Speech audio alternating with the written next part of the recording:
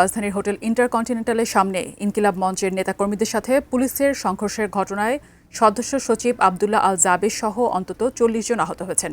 আহতদেরকে নেওয়া হয়েছে Dhaka medical college হাসপাতালে। সেখানে আছেন আমাদের সহকর্মী রবিউল ইসলাম রবি। আমরা এখন কথা বলবো তার সাথে।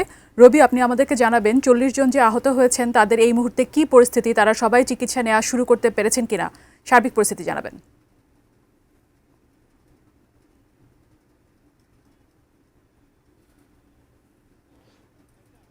মুহূর্তে আছি ঢাকা মেডিকেল কলেজ হাসপাতালে। এখানে যে বিকেলবেলা যেই সংঘর্ষটি হয়েছে ইনকিলাব মঞ্চের সঙ্গে আইনশৃঙ্খলা বাহিনীর সদস্যদের সঙ্গে যে সংঘর্ষ হয়েছে, সেই সংঘর্ষে 40 জন ইনকিলাব মঞ্চের সদস্য কিন্তু আহত হয়ে এই ঢাকা মেডিকেল কলেজ হাসপাতালে এখানে চিকিৎসা নিচ্ছেন। এর মধ্যে আমরা কিছুক্ষণ আগে আমরা দেখতে পেয়েছি ইনকিলাব মঞ্চের সদস্য সচিব জোবায়ের জাবের এবং সালাউদ্দিন আম্বার, যিনি রাজশাহী বিশ্ববিদ্যালয়ের জিএস, ওনাকে প্রাথমিক চিকিৎসার শেষে ওনাদের দুজনকে একটি গাড়িতে করে নিয়ে যাওয়া হয়েছে।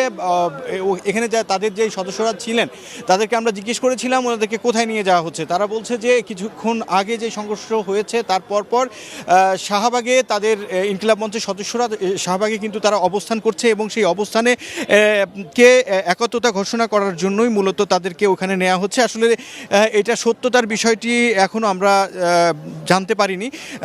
তার পরপরই জামায়াতের পক্ষ থেকে একটি প্রেস ব্রিফিং করা হয়েছে। জামায়াতের সহকারী সেক্রেটারি জেনারেল এহসানুল মাহবুব জুবায়ের, উনি কিছুক্ষণ আগে বলেছেন যে ন্যায্য দাবি, যেটি শহীদ ওসমান হাদির হত্যার বিচারের দাবিতে অবস্থান নিয়েছিল এবং শান্তিপূর্ণভাবেই ইনকিলাব মঞ্চের সদস্যরা অবস্থান নিয়েছিল হোটেল ইন্টারকন্টিনেন্টালের সামনে।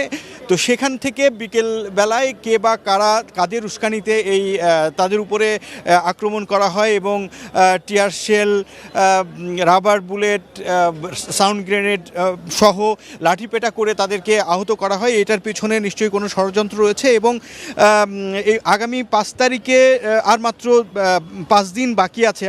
এই 5 দিন বাকি জাতীয় সংসদ নির্বাচনের এরই মধ্যে যে আজকে এই ধরনের একটি ন্যাক্কারজনক ঘটনা যে ঘটলো, সেটার জন্য উনি এই ঘটনাটিকে একটি ষড়যন্ত্র উল্লেখ করেছেন। কিছুক্ষণ আগেই বলেছেন যে এই যে ঘটনা, আজকের যে ঘটনা, এটাকে নির্বাচন বালচালের একটি ষড়যন্ত্র বলেই উনি আসলে উল্লেখ করেছেন।